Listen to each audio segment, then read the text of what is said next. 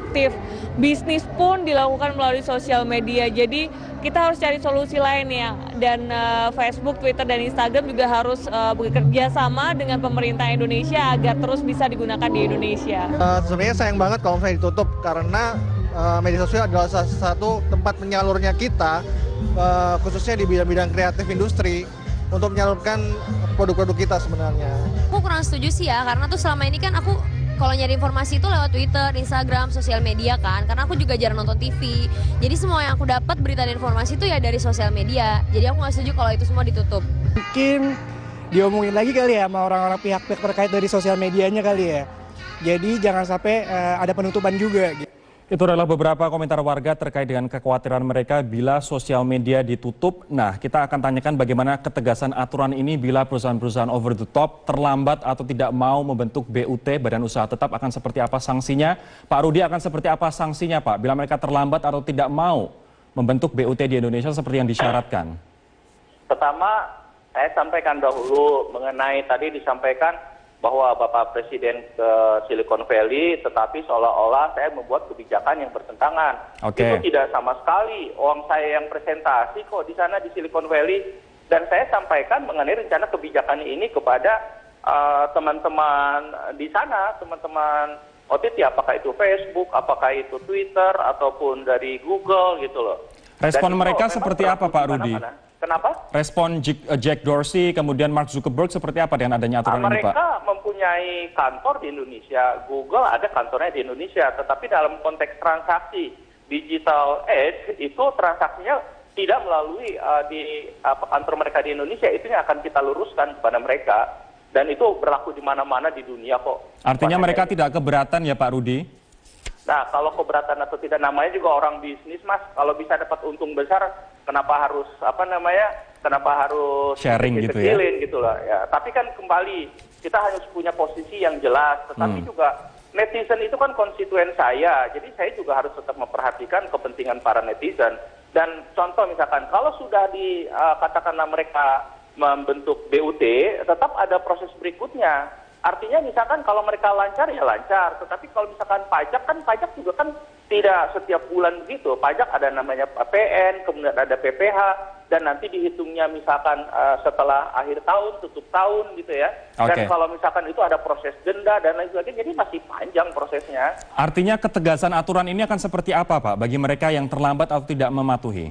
Loh, artinya begini, nanti kan aturannya bukan hanya aturan Kominfo, kebijakannya dari Kominfo, tetapi aturan pajak yang mengikuti perpajakan, aturan hukum mengerti aturan hukum, aturan consumer protection. Saya sampaikan kita belum ada undang-undang perlindungan data pribadi. Dalam konteks digital, kita consider untuk mengeluarkan aturan, apakah itu peraturan menteri ataupun peraturan yang lainnya. Nanti kita akan sama-sama. Jadi perlahan-lahan Indonesia ini harus menata yang berkaitan dengan masalah regulasi dengan tetap mengedepankan bagaimana kita memanfaatkan digital ini untuk meningkatkan nilai tambah terutama di bidang ekonomi. Takutnya nanti ini ancaman blokir hanya ancaman, Pak. Enggak, ancaman blokir. Saya nggak pernah ngancam blokir. Yang bilang blokir itu media. Oke. Kalau Mas Ruby melihat ini, saya belum menemukan ketegasan apabila mereka tidak patuh atau tidak sesuai dengan range waktu yang ditentukan, kemudian akan diblokir. Menurut Anda ketegasannya akan seperti apa? Seharusnya seperti apa ketegasan aturan ini? Ya, seharusnya siapapun OTT-nya tersebut harus comply dengan peraturan di negara yang mereka sebagai pasarnya yang saat ini di Indonesia. Nah, ketegasannya itu nanti kita perlu bisa lihat lah. Akhir Maret itu sebenarnya ketentuannya seperti apa detailnya. Jangan-jangan nanti kebanyakan OTT juga sepaham atau mau mengikuti, mau comply. Kita ribut-ribut di awal begini, ternyata OTT-nya banyak yang mau atau jangan melakukan apa yang seperti pemerintah maksudkan. Intinya gini, menurut saya sih sebenarnya peraturan ini positifnya banyak, negatifnya memang ada beberapa, tapi bisa lebih, kalau kita mengedepankan kepentingan negara, apalagi tadi kedaulatan di cyberspace, kita pasti mestinya pro terhadap ini, tapi balik lagi netizen maupun warga Indonesia yang menggunakan OTT ini juga tidak akan merasa dirugikan. Makanya ini keuntungannya menurut Mas Ruby lebih banyak justru dibandingkan dengan kerugian. Concern Anda masih tetap sama? Ya, sebenarnya ini sebuah simbiosis di mana kedua belah pihak, baik Indonesia dan juga OTT juga saling membutuhkan sebenarnya. Kita butuh mereka juga butuh kita gitu. Dan kalau kita mengacu kepada negara lain, misal UK, mereka baru settling tax ke contohnya untuk Google 130 juta pound sterling gitu dengan negosiasi. Dan saya rasa ketakutan soal pemblokiran sih nggak akan terjadi, karena menurut saya jika seandainya pun terjadi pemblokiran kepada sosial media, kepada OTT ini, yang rugi ya kedua belah pihak menurut saya. Jadi akan ada titik tengah. Seandainya ada misalnya deadline yang tidak bisa dipenuhi, saya rasa akan ada kesepakatan lain yang bisa dicapai di sana. Oke, ini artinya ketegasan pun juga masih dipertanyakan. Apakah akan memblokir atau tidak itu merupakan hanya ancaman belaka atau tidak, Anda melihatnya? Iya, karena tadi menurut saya yang luput untuk disampaikan oleh Pak Menteri adalah jika tidak bisa comply kepada peraturan, apa sanksinya? Kalau tadi dikatakan bahwa tidak ada blokir, lalu apa yang akan dijatuhkan jika tidak bisa dipenuhi? Menyambung apa yang disampaikan Pangeran, Pak, apa yang akan dilakukan oleh kementerian apabila mereka tidak bisa comply? Pak Rudi? Sebentar, ini sebagai contoh misalkan, dari aspek perpajakan misalkan, kita tahu ada aturan perpajakan.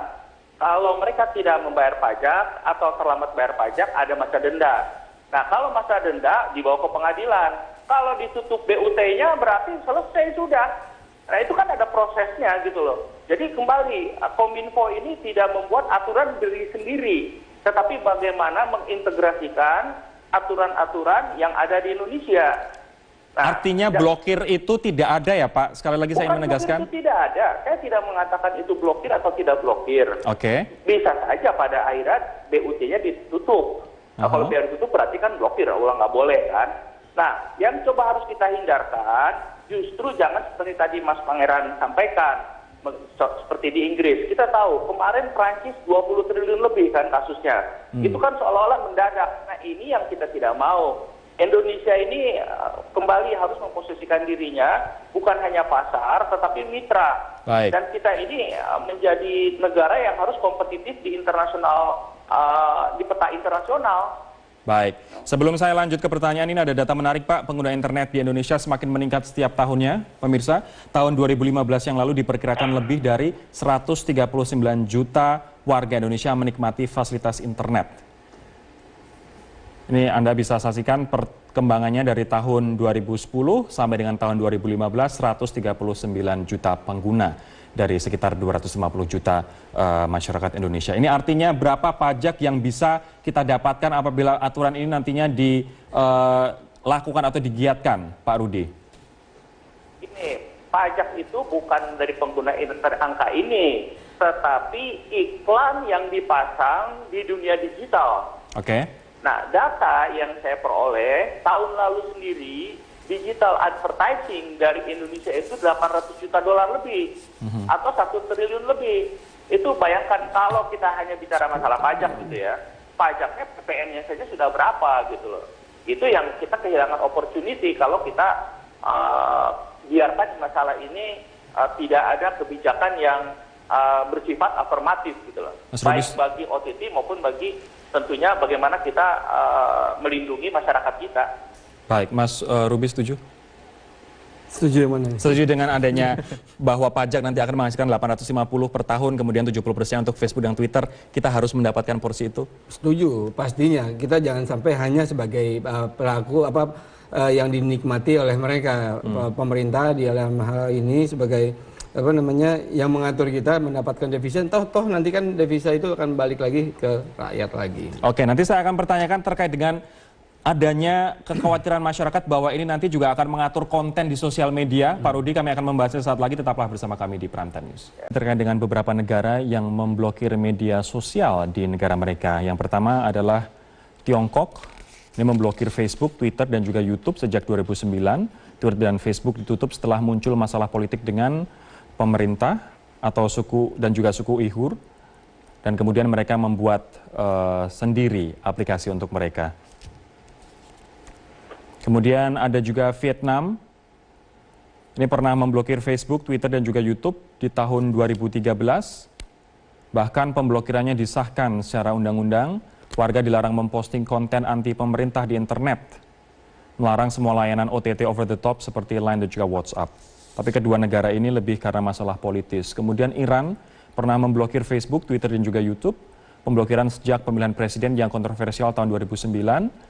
Kemudian Anda bisa saksikan blokir dibuka pada tahun 2013, tapi informasi yang tadi saya dapatkan dari The Telegraph, mereka bisa mengakses sedikit sebagian hanya untuk konten-konten tertentu. Kemudian Pakistan pernah memblokir YouTube pada 2012, pemblokiran terkait masalah sebuah video dengan konten sara sampai memicu protes masyarakat. Kemudian Maret 2014, YouTube masih diblokir oleh pemerintah Pakistan. Turki memblokir YouTube dan Twitter selama beberapa jam pada tahun 2014. Pemblokiran YouTube terkait ditolaknya permintaan Turki agar Google tidak menayangkan video yang mengganggu negara Turki. Ini terkait dengan keamanan dan juga terorisme. Kemudian ada juga Suriah yang kita tahu saat ini sedang berkonflik, memblokir YouTube dan Facebook selama 3 tahun dan baru dicabut Februari 2011.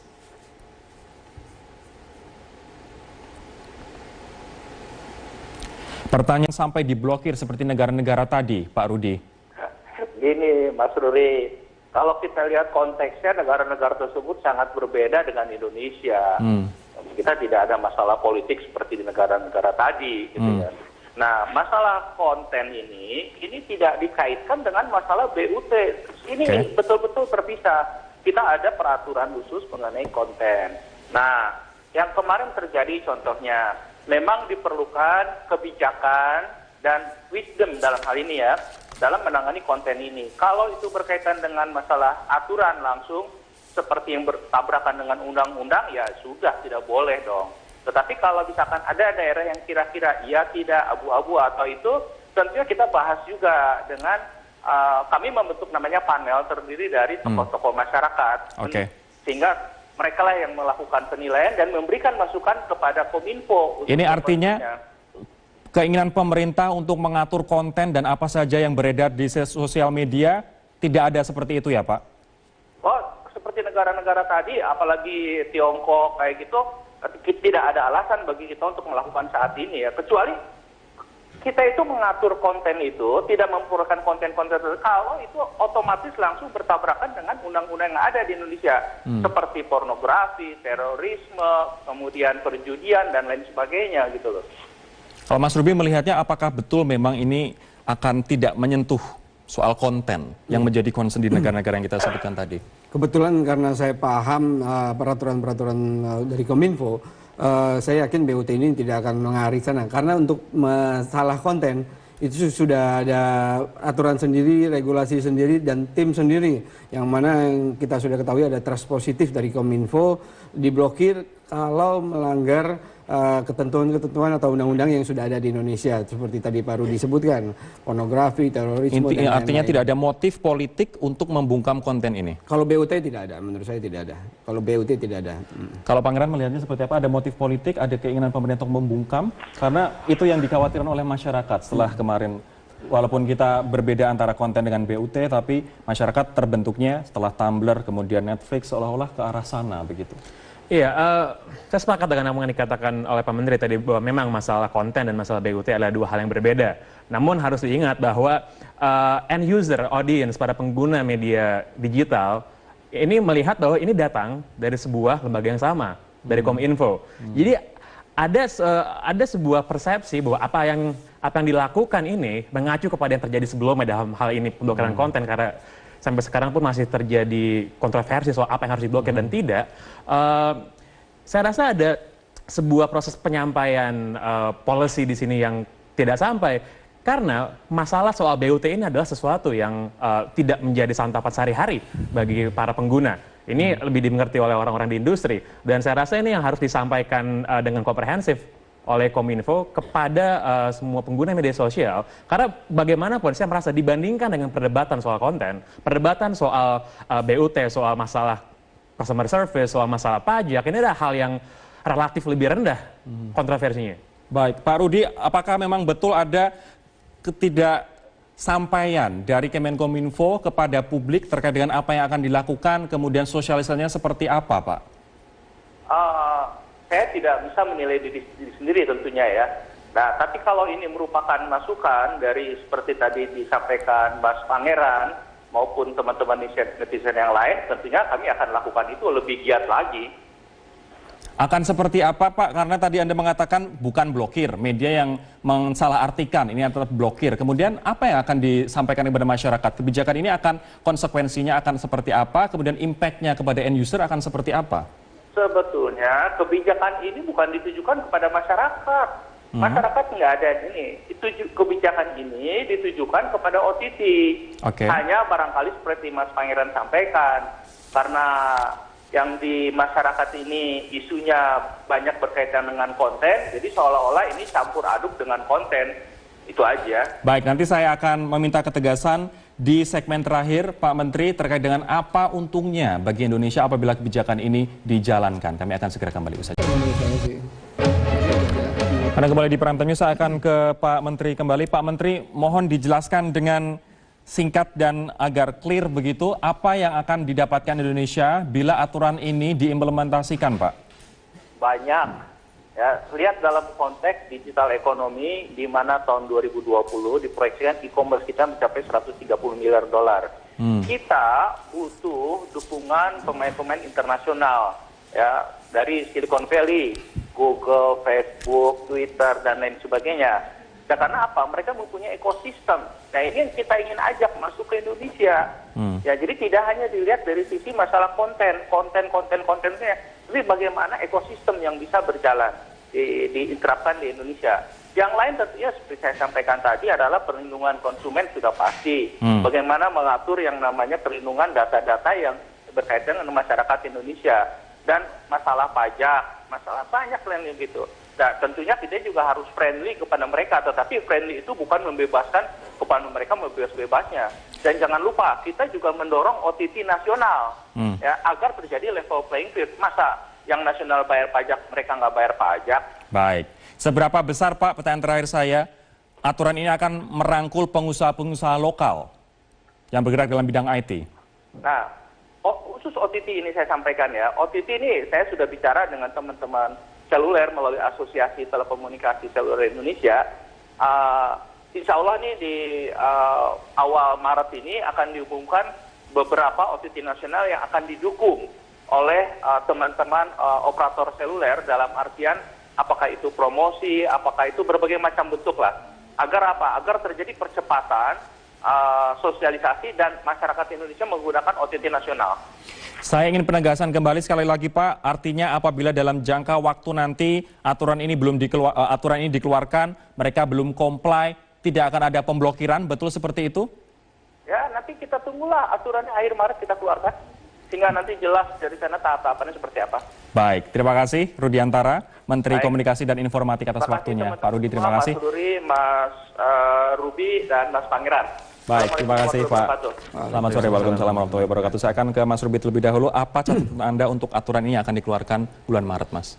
Ya, semoga aturan ini dapat mencapai cyberspace di Indonesia yang lebih kedaulatannya lebih baik, tapi tanpa merugikan netizen yang sudah ada, yang sudah besar. Otomatis OTT itu memang sudah menjadi digital value tersendiri bagi Indonesia, baik untuk bisnis mereka, baik kehidupan sehari-harinya. Banyak sebenarnya keuntungan bagi masyarakat, tapi di sisi lain kita lihat juga sebenarnya kepentingan pemerintah untuk menerapkan BUT ini memang juga ada positifnya. Mudah-mudahan aturan nanti tidak akan dapat merugikan customer, tapi menambah positif bagi Indonesia maupun rakyat. Kalau tadi kita sudah sepakat, oke lah, pajak keuntungannya besar begitu nanti dengan adanya aturan ini, tapi dalam pendampingan terhadap OTT dalam negeri, pengusaha IT dalam negeri seperti Anda sendiri, akan sebesar apa impact-nya?